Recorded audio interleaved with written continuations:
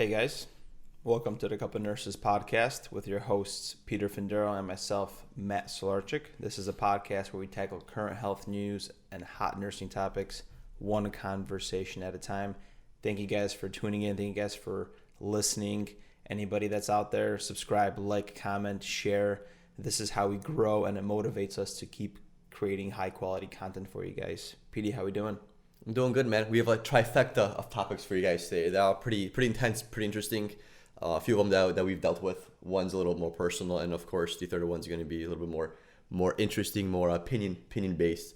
So today, guys, we're going to talk about some emerging infection called Candida Auris. We're also going to talk about the protests going on in Poland that are basically about the abortion laws that are changing in the country of Poland. And then thirdly, we're going to talk about the election results and what we think is going on and how is that going to impact our lives in the future. Let's do it. And first, let's just go over some cases of what's happening when it comes to C19.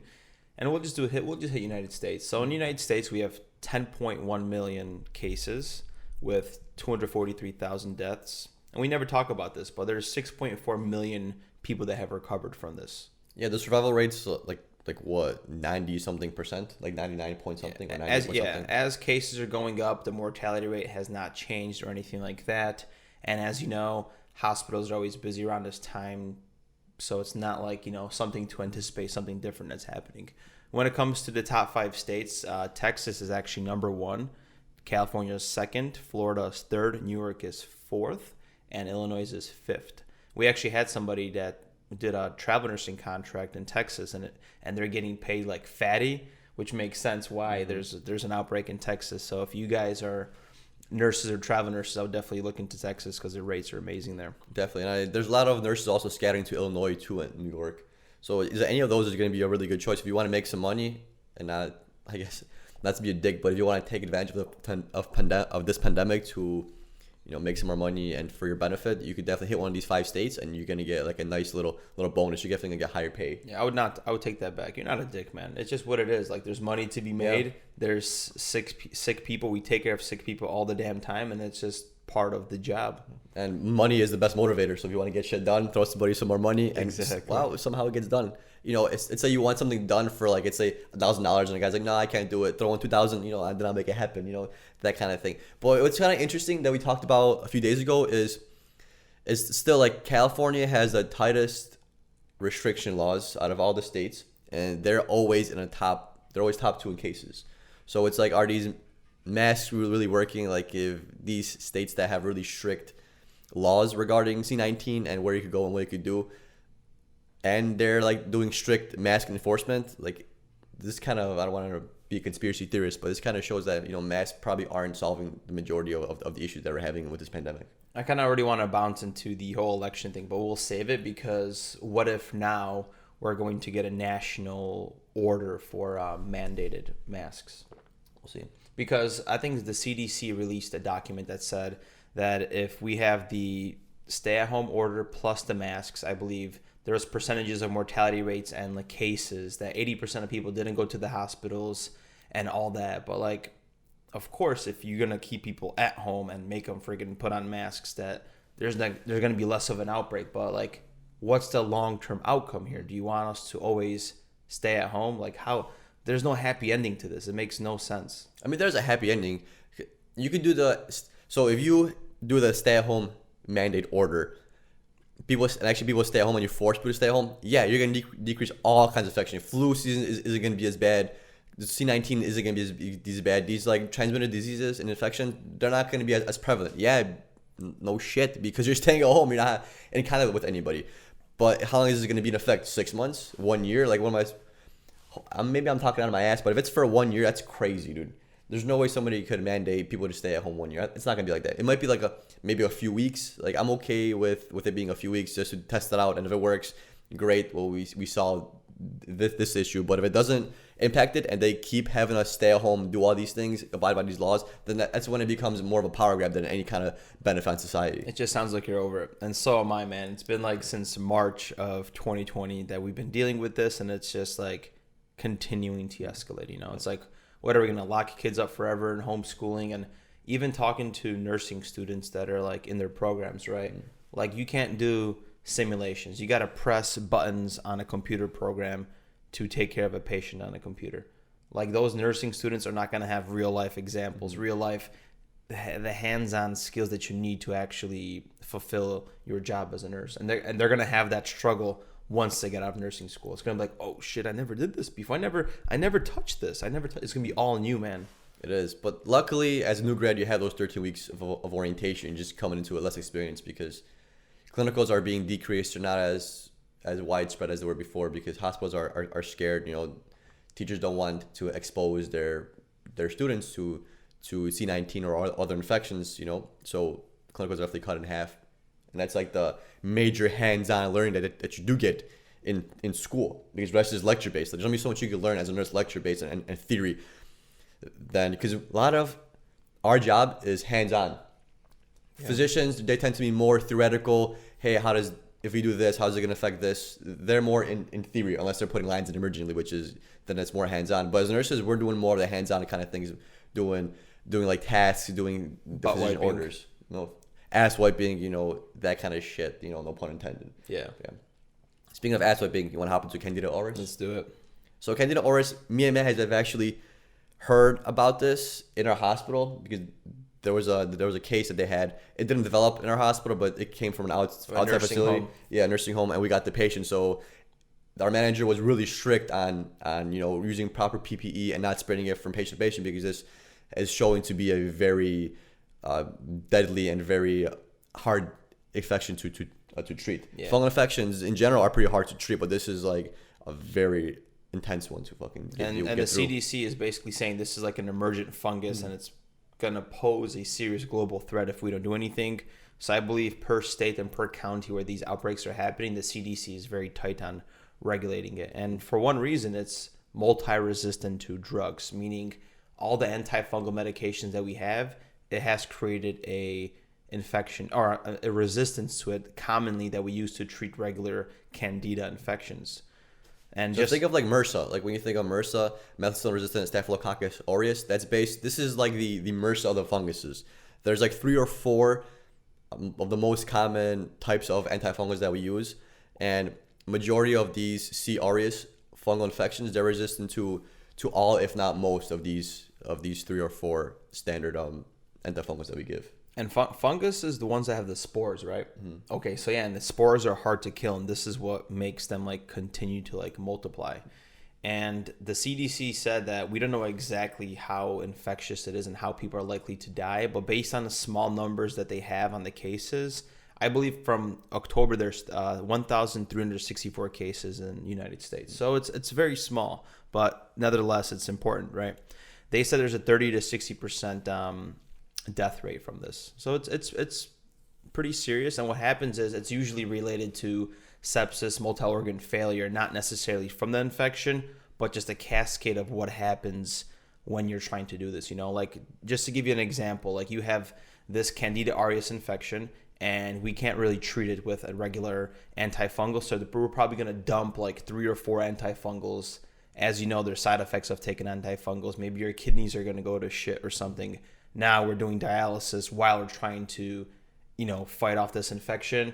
You get some pneumonia, and then it's just like a cascade, just like we see in hospitals. Then we just, people pass away, unfortunately. Yeah. Another one of the reasons why it's really hard to treat is that it looks very similar to other funguses. So when they do cultures and they look at it in the lab, it's very difficult to identify.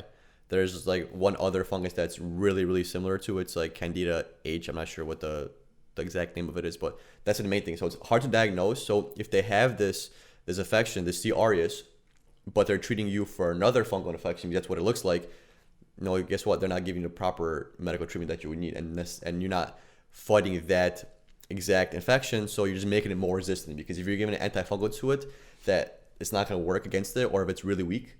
So instead of killing 90 to 100% of this fungus, and you're only killing off 30 to 40% because you're not correctly identifying it, well, guess what? You're making that fungus stronger. You're making it more resistant, because the ones that are going to survive are the ones that are resistant to that antifungal that you're getting.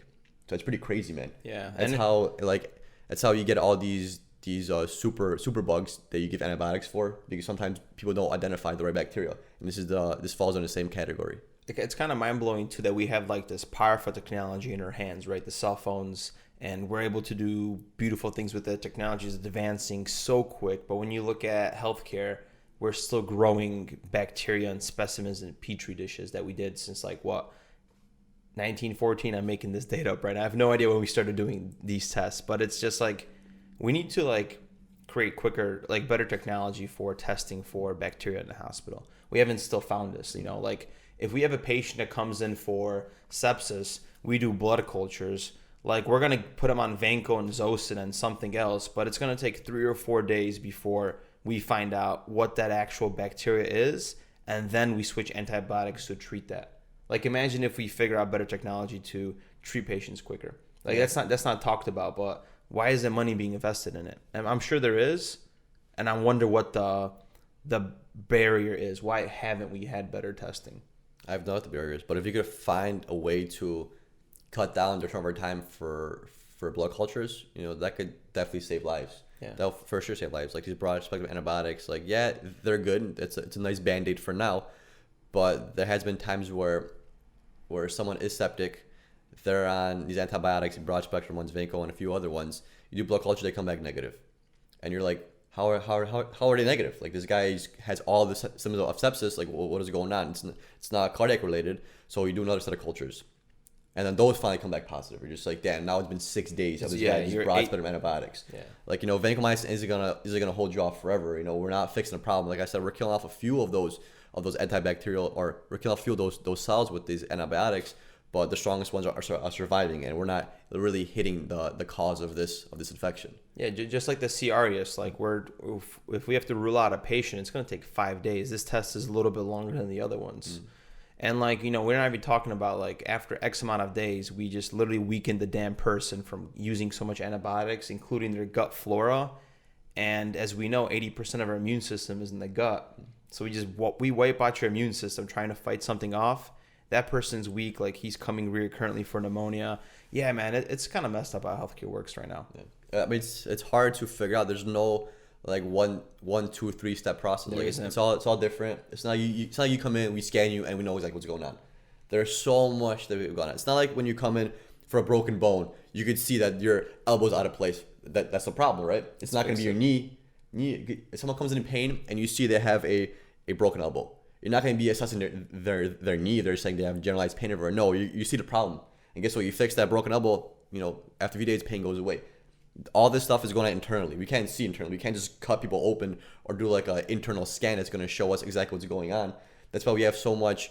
That's why we have so much like support. So by support, I mean we always draw labs, CT scans, X-rays, because we need that information, because we cannot see directly what's going on inside. You gotta troubleshoot. That's what it is. Yeah. Even though you're looking like you have liver failure, you're yellow, you got the yellow eyes. We still gotta do the AST and ALT tests just to make sure, because maybe it's something else that's going on. That's why you're like, there's not one system for every.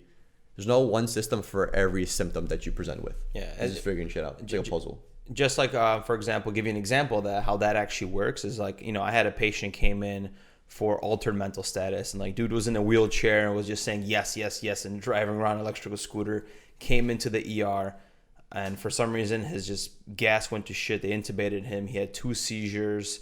They did a, CT scan. He doesn't have a stroke. He doesn't have like any carotid issues, blood flow to the brain, perfusion, and he never had a seizure. What's going on with this guy, So then we're going to do a lumbar puncture. Maybe he has meningitis. In this case, we could even do a lumbar puncture because he had hardware in his lower back.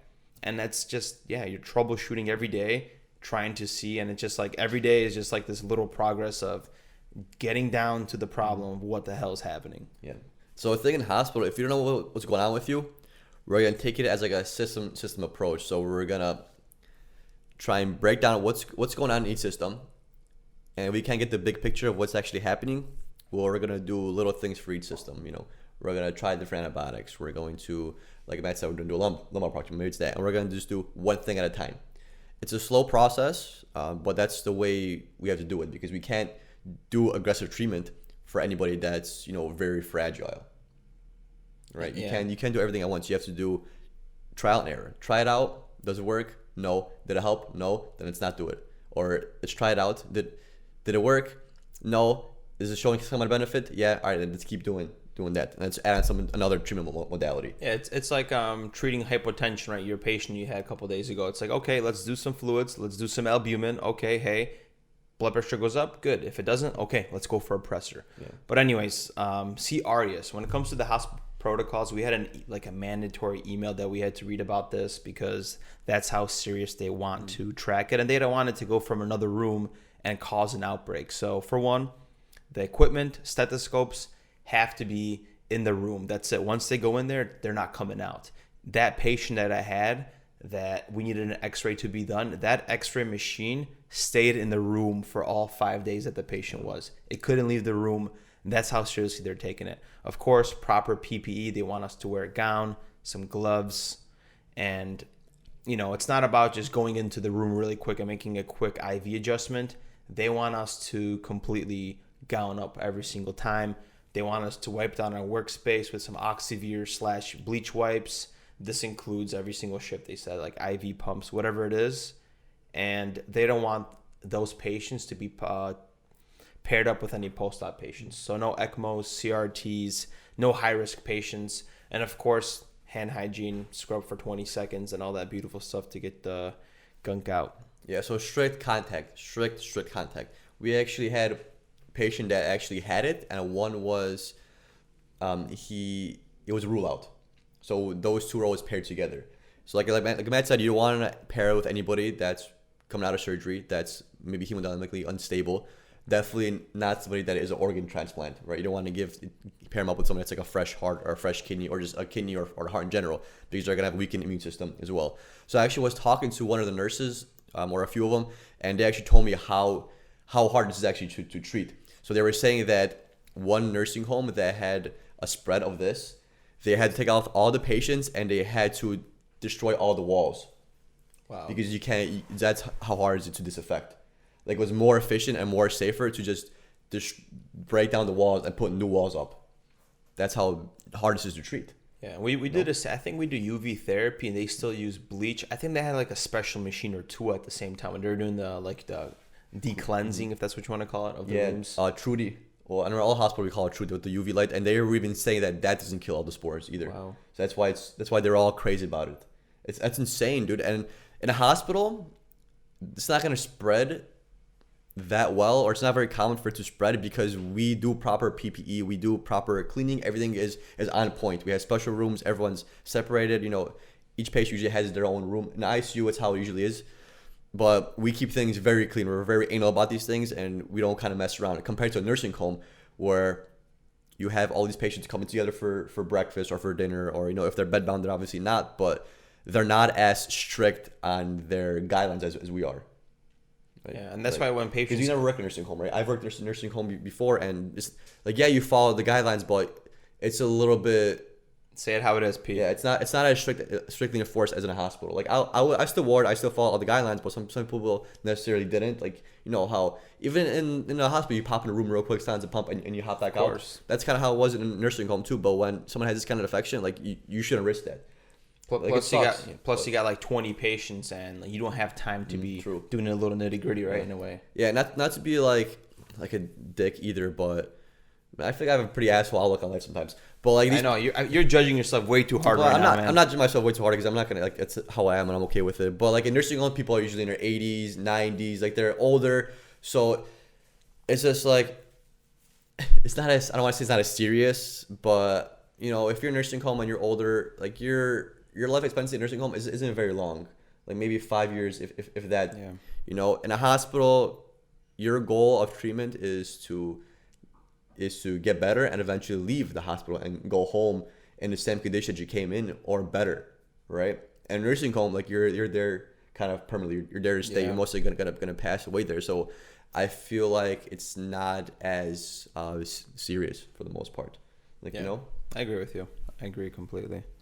So how is it diagnosed, guys? So how do we diagnose this C. aureus? Well, just like any kind of bloodstream infection, it's going to be diagnosed with cultures or some kind of bodily fluid. So like Matt said, it takes a few days, and that's kind of the pain in the ass about these cultures, where it could take up to 3 days, and sometimes they do come inconclusive, or they come positive with a few different bacteria or fungus, but sometimes So what happened to me before a few times is, I'm not sure if I didn't properly sanitize the puncture site or what, but I drew blood cultures and they came back positive.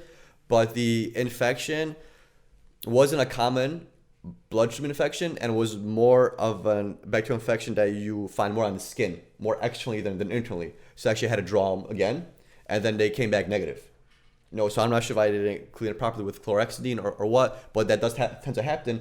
And like, even though doesn't matter how good of a nurse you are, if that happens to you, guess what? Now it's delayed to 6 days instead of just to 3 for cultures. And more than likely, redraw them again. That's why they do it in 2 different spots. When my dad was at the hospital, same thing. Like, he came in for something completely different, and 1 out of 2 blood cultures are like positive for E. coli. I'm just like, I told him, I don't think this is true. And they agreed the same thing. They don't think it's, and he had no white count. So, of course, even though the cultures say one thing, you have to use your clinical judgment as a doctor and everybody else to make that decision whether that patient actually has an infection before they start treating it, with whatever antibiotics. Yeah. And then we touched upon this before. We said that it's really hard to diagnose because it looks very similar to other Candida. So the other Candida that looks very similar to is Candida humboloni. I've never heard about it before. I don't really look much into it. But like we talked about before, if you think it's Candida, this H1, and you're treating it for that, well, guess what? You're only making the Candida auris stronger, and you're not really treating the cause of this infection or the cause of this hypotension or this sepsis, right? So you're just delaying care even more.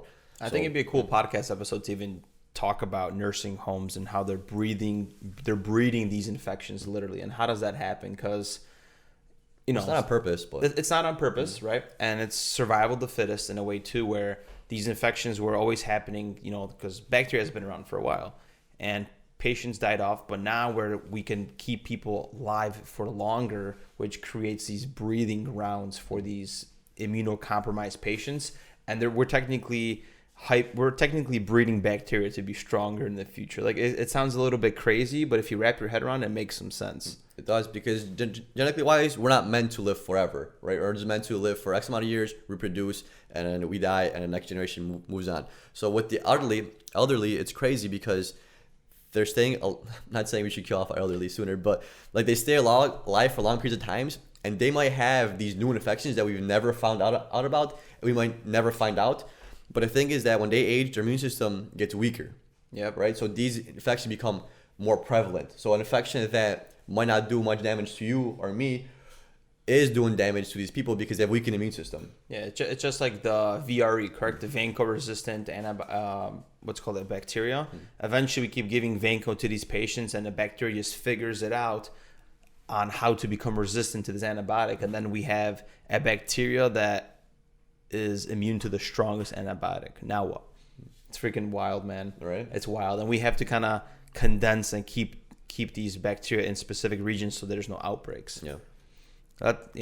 When we talk about this, we're not like being, just to reinforce what you're saying. We're not saying elderly people are bad and they should pass away, or let's not keep them around. But we're just giving you the reality of why these things are happening. Because consequences of how society is changing, people are living longer. So. Yeah. But the thing is, like, is it a consequence or is it just like a normal part of life?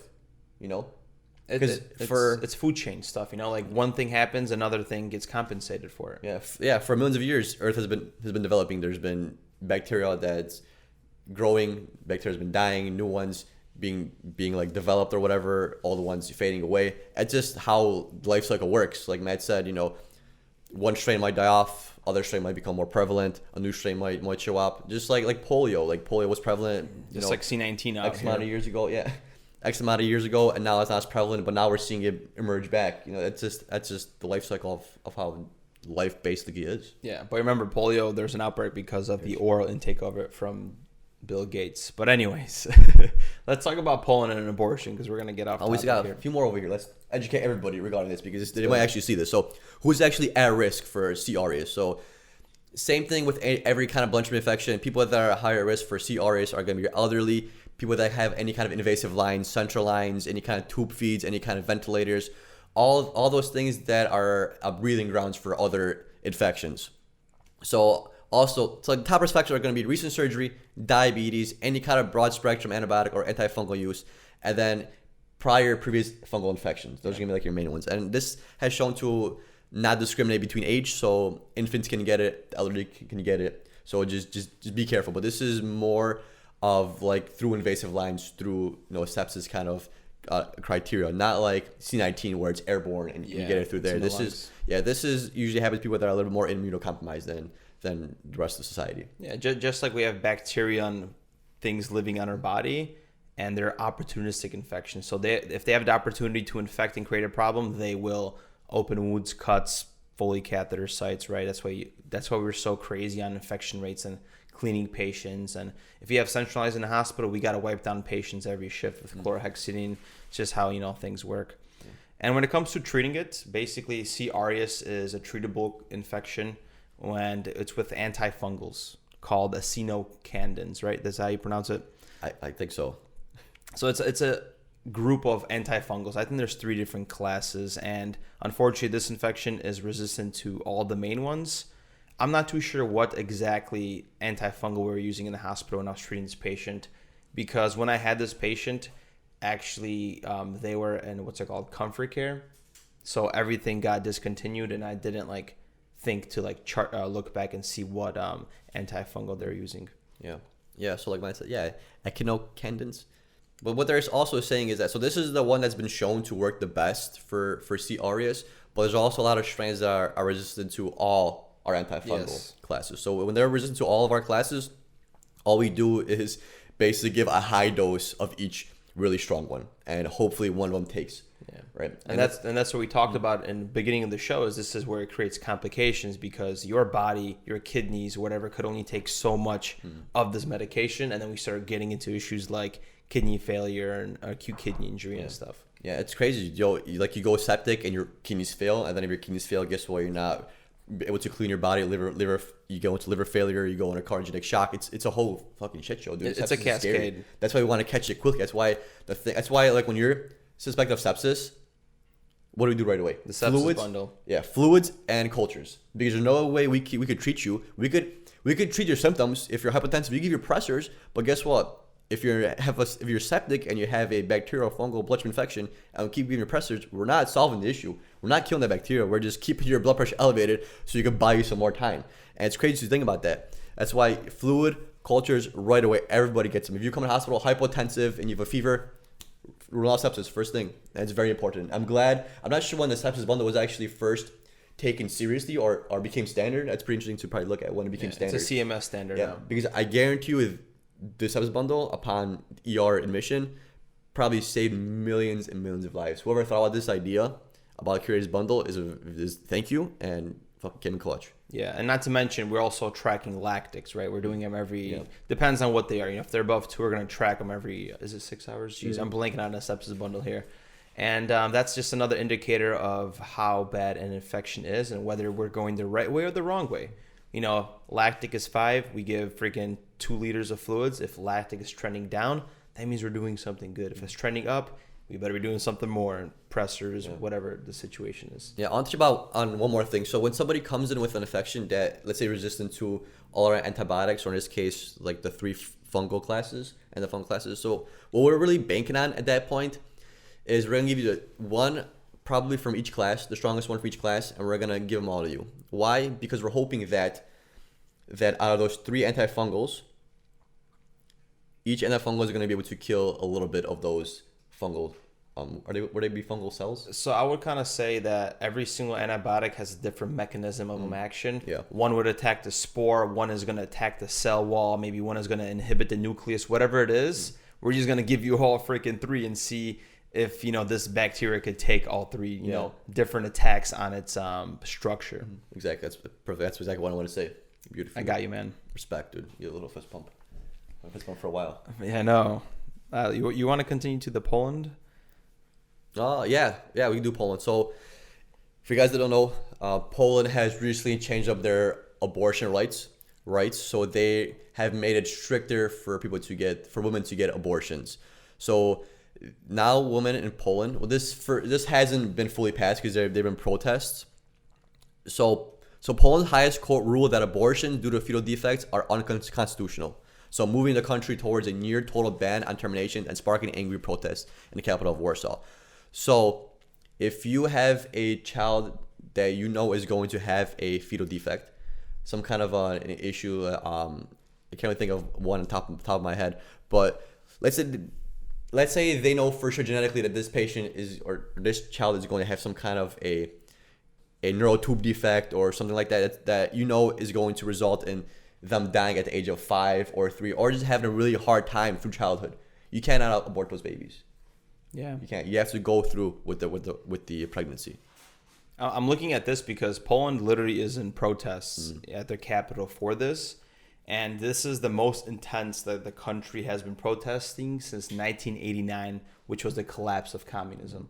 Yeah, that was the Solidarność protest, right? Yes. So this was because a lot of people don't know that we were living under communism for a very long time. Like Poland is a very young country that's emerging, and Poland's a very old country. We'll be biased here because we're both from Poland, right? So we're kind of like.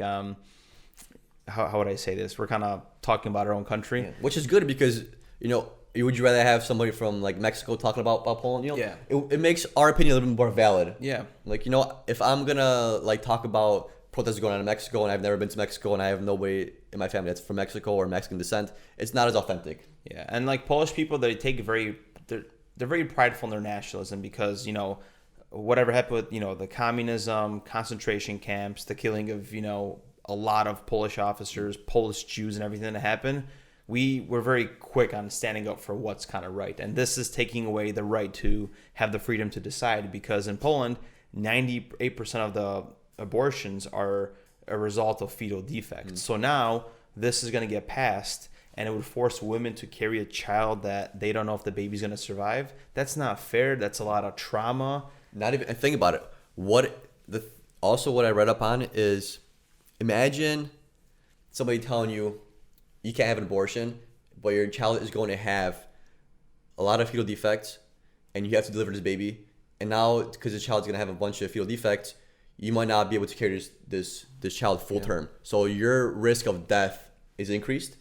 And then your risk of death going through labor is increased. Not only and that, that this child that's going to come out of you is going to die within 24, 36 hours after birth. Like, imagine that. Right. Like, but you have to do it. It doesn't matter. It doesn't matter that your risk of death increases during your pregnancy and during labor. We're gonna make you carry this baby, even though the baby's not gonna survive very long. And like the postpartum blues, like depression and stuff like that, that's already bad. Imagine adding on to that. Like, that's not necessary. And I agree, like, even though I'm like pro-choice, correct? Like, I believe that we shouldn't be killing, babies and stuff. Like, I think that they should be allowed to make their own decision. So I have a question for you. This is going to be a little bit of an iffy question. It's a double-edged sword, and I'm sure I'm ready for it. And a nurse actually asked this, and I overheard her talking about it. I'm just like, damn, it's a fucking good point. So, okay, there's a fire in a lab. Okay, there's 100 petri dishes and a baby in a crib. Which one are you? You can be save one. Which one are you going to save? What kind of petri dish is it? Of like embryos. Embryos? Yeah. That's tough, man. Right? That's or a child in a crib. Which one are you going to save? I mean, technically the thing that's alive, because right? I have more of an emotional connection to that baby because it's actually alive. I physically see it. Mm-hmm. It's a human being compared to those embryos. Right. So I would go for the baby, yeah. But even though there's 100 embryos in a petri dish, that's technically 100 babies, right? Yeah, technically. Isn't that crazy? That's the first time I've ever heard anybody ask that question. I'm like, damn, that's a good point. That's a straight, like, very good pro-choice kind of thing right there. Because I'm pro-choice. I don't want abortion to be used as a contraceptive. That's not right. But definitely pro-choice. Yeah.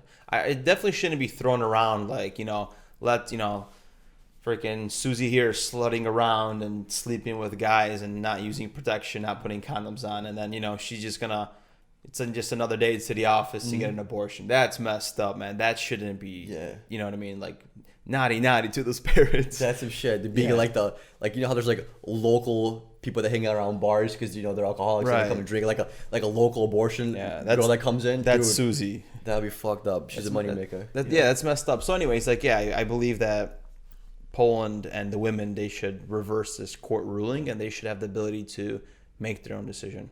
Yeah, that's like I said, Poland's very conservative. They have a very close governmental and church kind of mindset. Poland's very Catholic, like 90-something% of the people in Poland are Catholic. Yeah, so you know how like in America we don't have crosses in public buildings because we have like the freedom of religion. Yeah, we separate church from state. Yeah, like the state and the church is connected in Poland, and like that's why this is such a big deal. They're just saying get the hell out of here with the church, and like when I'm calling my family on the phone in Chicago, they're like, "Oh my God, this is so bad." They're trying to get rid of the church because they're very, very involved in their faith. You know. Yeah, that's interesting. Like, there nothing wrong with religion. I don't hate religion, but there has to be a separation because religion is faith based. Law and order is not really. Even though the laws themselves are going by with faith, that's why it's very similar. Like the state and the church are very similar because technically you're both abide by the concept of faith, correct? Like laws wouldn't exist if you didn't believe in the laws, right? Freedom of speech wouldn't exist if you didn't believe in freedom of speech. Agreed. You know, so that's where it comes similar, and that's where it can become tricky to separate. But things like abortion, things that are more on the religious aspect, should definitely be not be involved with state issues like gay marriage, you know, abortion. What kind of religion you should follow? What's the religion of the country? There shouldn't be a country religion, you know, because that's not good separation. That's basically forcing you to believe in someone else's beliefs. Yeah, and that's kind of what Poland did for the most part. So yeah, we'll see what happens. We'll track it. We'll keep you guys updated. This is happening in our country, and we're pretty on the money with this. Yeah, so, but the good thing is that people are saying that the protests are non-violent and they're working, and that this law should be reversed sometime, hopefully in the future. Like they were saying that there's only one outbreak of violence, and that was with Polish soccer hooligans, which is I did not expect anything less out of our Polish soccer fans in Poland. Hell no, man. Dude, I remember when I was younger, I wanted to go to a soccer game in Poland, and my uncle would not let me go. Because of this reason. Because it's for that reason. Like, you know, people get hyped on a football and baseball here. Well, in Poland, it's soccer, but it's like...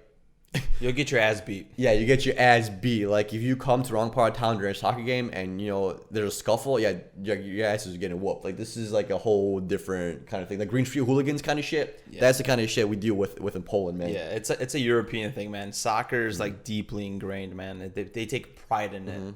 And I think that's what's so beautiful about the sport. Like, when I watch, like, my national team play, like, I get, like, chills when I'm watching soccer. Like, I'm just like, man, like, this is, like, it's big. And you guys see like chants in football and baseball, dude. Soccer chants are wild, man. It's like competition. It's just like if one side chants, other sides like they're chanting. Let's hit them with our chant, and it's like they have songs that they sing throughout the games, and just like a bunch of loud ass dudes and a bunch of other loud ass dudes drinking alcohol, and it's just a room. It's just like a shit show, man. It's a complete shit show, but it's fun to watch. And it's funny because you'll if you look at news, there's soccer games that are like postponed because the freaking fans are like lighting up those like sticks, the flares and the smoke. Like, yeah, man, soccer fans are one of a kind. Yeah, if there's like a scuffle between a team, like let's say a player hits another player, like dude, people like run out on the field, they start like throwing shit at like on the field, they start causing fires. Like, it's insane. There's so much smoke. If you ever watch like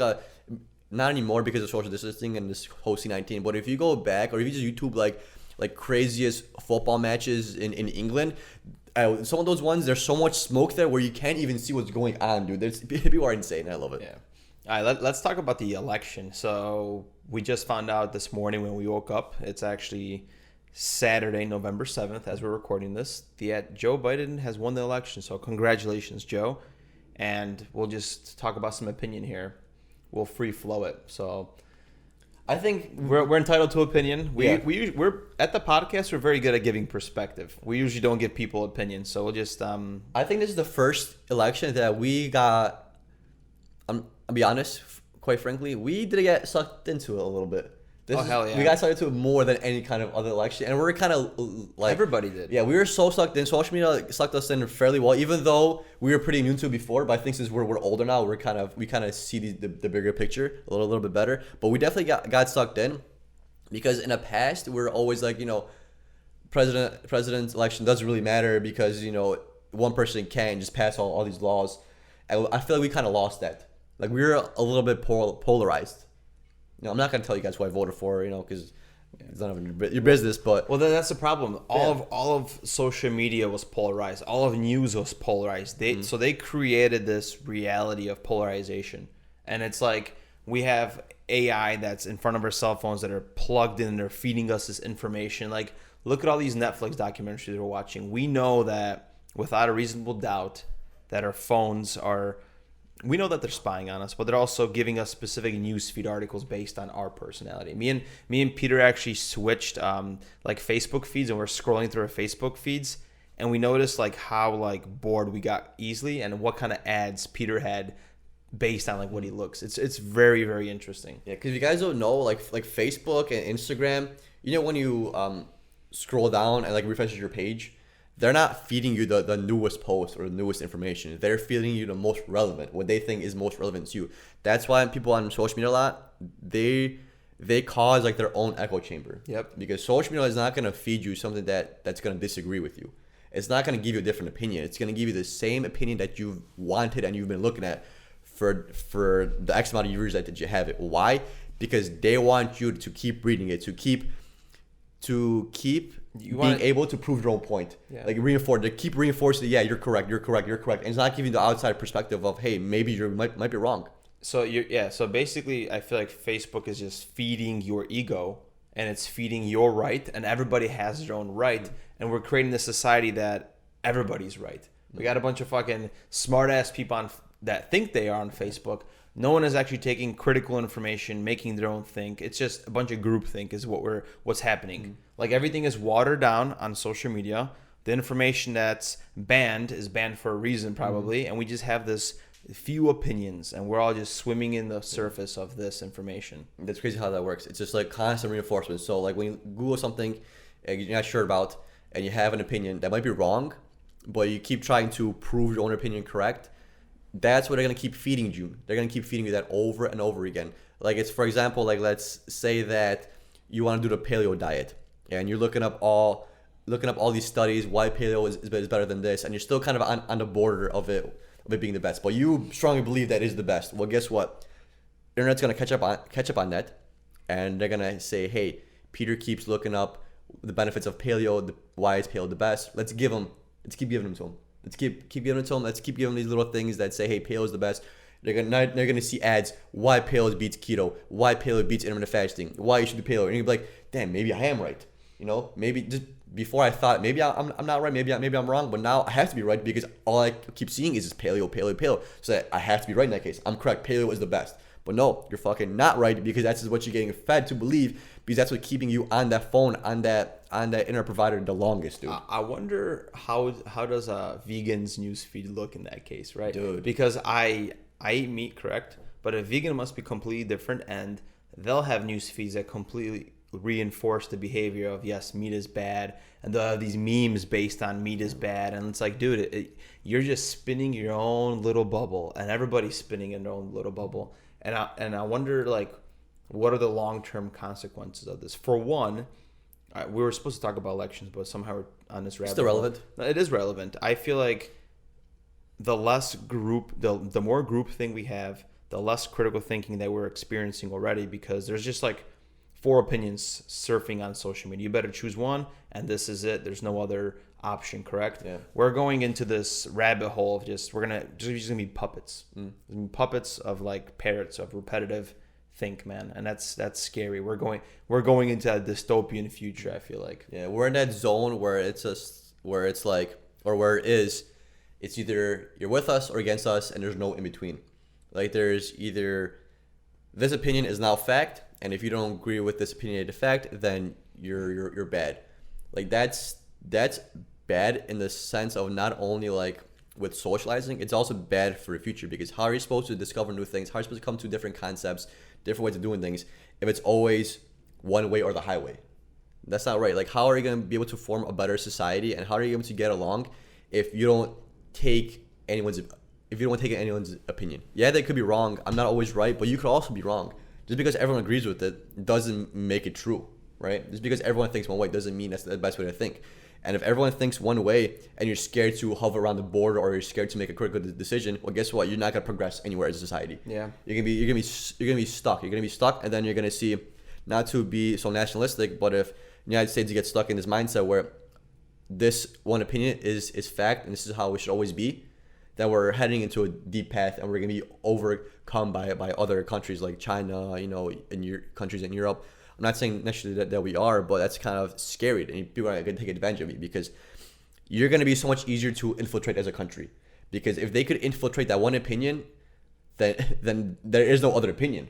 There's your W. If you could convince this one opinionated side on why they should do one thing over the other, well, guess what? You have them. And that's the power of information. That if you control the outlet of information, you control the flow of what information is being given, you are technically controlling society, and you're manipulating them in every single way that you would like to. So yeah, like in these next days post-election, I'm just going to be very careful of having like this third eye view, and of course taking things with a grain of salt and seeing what's going to happen, you know, because now that all of America hated Trump, he's out of the office now technically. I don't know if the results are final, but that's what it seems like. Now what? Like, is news going to go back to happy endings now? Is everything getting better? Are the COVID cases going to go down now? Like, what's going to be happening? That's just going to be my thing, because we noticed that the news got super, like, just like you said, polarized with everything. This orange man is a bad person. Everything was, like, so negatively charged towards him. Okay, now he's removed. Now what? Let's see if we could find all the solutions to all our problems. The vaccine, the case counts, like, you know what I mean? Wonder what's gonna happen. Right, all with one person. You know, this is, you know, we had to switch presidents, and now everything's gonna be back to normal. Because he was a scapegoat. You never know. You know, whether you liked him or not, he was a scapegoat. He was a problem.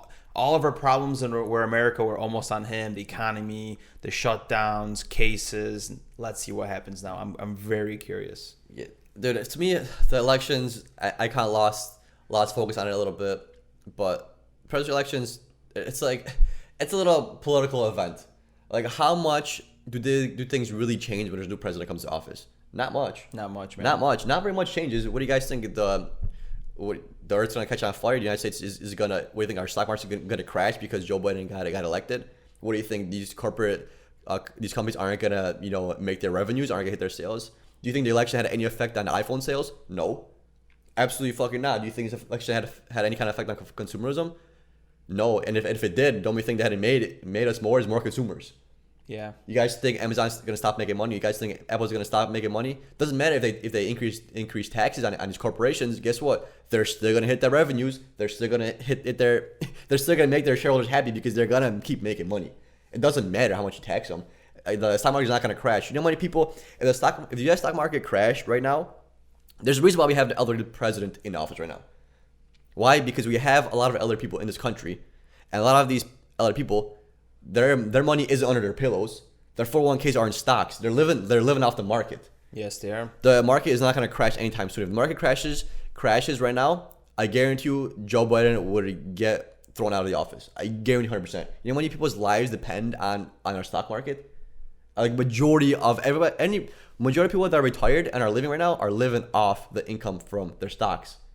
They're selling them so they can live off it, and that's basically it. Their pensions, their 401ks, like that's in there, man. Like, it's not going to crash. People are saying that Trump is not in office, so guess what? How is it going to be? Real estate's going to go to shit. Why is it going to go to shit? What, people are going to start living in the ocean? What's going to happen to real estate? We think it's going to go down? Just like they say that just because Biden won, everything's going to get socialistic, right?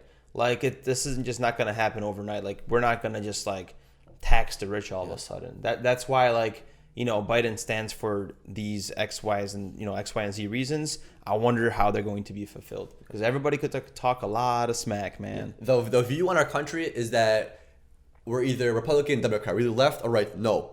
Majority of the U.S. is basically in the center. Yes. So guess what? You're not going to pass any kind of legislator that's super far right or super far left. It's not going to happen. It's going to be like moderate. It's going to be more in the middle. Because you still have the House that has to pass these laws and approve them, right? And most people are in the middle. Just because it seems more polarized on one side and then more on the other, it's not how it is. It's just your perception of it. It's really not. Like, if you go and have a conversation, let's say you're a Republican and you go have a conversation with a Democrat, you're most likely going to have a lot more similarities than differences. Because even though you might consider yourself super left or super right, majority of people are in the middle. So you're going to agree on more things than you disagree with.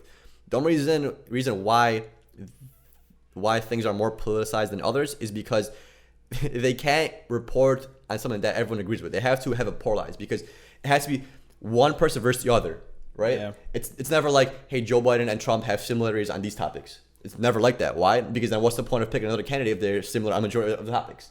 You have to hit the ones that there are polar opposites on, right? Because then it wouldn't make sense. Because let's say the news says, well, we have Joe Biden as a Democrat and we have Donald Trump that's a Republican. So we have these 20 concepts. On 15 out of 20, they have similar viewpoints on. Great, right? 15 out of the 20, they're very similar. Yeah. So what's the point of electing a new guy if 15 out of the 20 are being satisfied? They don't report on that. They don't, because they have to polarize it. So they have to show you what they're different on, and you have to pick one side now. Yeah, that's the problem with news, man. They just prey on your nervous system. They know how to exploit that, and that's exactly what's happening. That's what we've seen the whole time in news. Like, just like anything else, man. Like, all of a sudden, everybody stopped talking about COVID for a week. Like, cases are still happening. They just like talk about, oh, it's going bad, it's going bad. So I wonder if the news is going to say the opposite. I don't know, man. Just like the Paris Agreement, correct? Like, Trump left the Paris Agreement, and now people are saying that, okay, hey, in just a little bit, 70 days, we're going to go back into the Paris Agreement. Once again, every nation is going to stop the climate catastrophe. But, like, how good was this Paris Agreement? Did every country actually follow it? What can be changed to that? Because it's not about just joining this pact. Because there's a lot of agreements that we've done that are complete shit. Yeah, these past 4 years have been presidential scandals, collusion. Like, it's all negative. The whole Russia thing, bro. But somehow the economy in the market was great. Yeah, like half of Trump's election or presidency was us worried about the Russian scandal, and it was about fake news, and that's the stuff that makes me wonder. So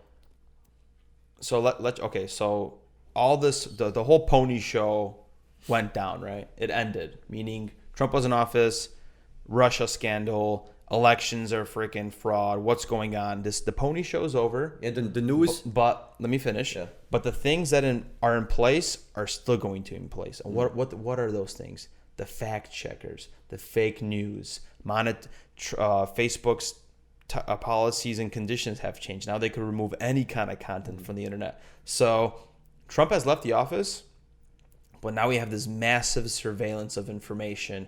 And now the American people are like, oh my God, information is fake.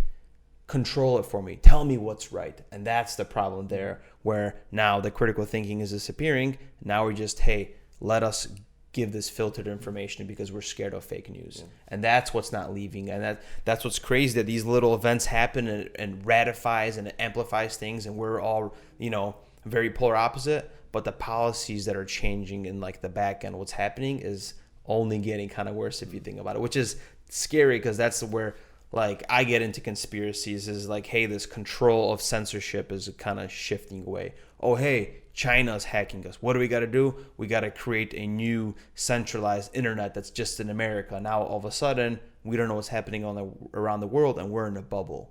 And that's what's scary, man. That's what's scary, where information is being censored more and more. Yeah, because if you think about it, like I said multiple times, like we hear all this hate for China and all that, but we really don't know what's going on in China. We don't, man. Like China could be this paradise that we don't know about. This is propaganda that we get from the West. Yeah, just like Russia, man. But I'm really curious to see how the news are gonna switch, because MSNBC, ABC, all those news channels were making it seem like, hey, once Trump's out of the office, America's gonna be fucking great. Yeah, because what's what they're gonna. I'm really curious on what they're gonna report on, because every day you watch those news channels, always Trump negativity. Yeah. So we'll see what they're gonna talk. Trump's gone. No more negativity, supposedly. You guys said Biden's gonna be the best. You guys had so much hype for Biden. Let's see what happens. Yeah. My thing is, you guys could hype it up all you want. You guys could talk shit about whoever you want. Not much is gonna change. Yeah. Not much is gonna change, dude. But the problem is now for those outlets is, hey, there's gonna be less people watching the news now. There's gonna be lower ratings. How are they gonna create their stories? How are they gonna create their money? They gotta just amplify some new shit. So like in a couple months or weeks, there's gonna be some other little thing to talk about, and that's just a freaking carousel that we experience. And that's why it's good to just unplug and worry about your own shit, because there's always gonna be negativity on the news. It's like the negativity channel is what I kind of like to see it as. I'm gonna be very annoyed if the media starts saying that Biden can't do this because Trump did this while he was in office. We can't do this because Trump did this while we were in office. Like, I don't want to hear that bullshit where we can't fix this because somebody else broke it. Like, I don't want to hear that shit. You guys said you guys are gonna be able to do a lot better job, Yeah. then do it. I don't want to hear excuses like, oh, well, it would have been better if this wasn't passed 2 years ago. Like, what the fuck? Reverse okay. it. Yeah, slavery shouldn't have happened either. And guess what? It happened, right?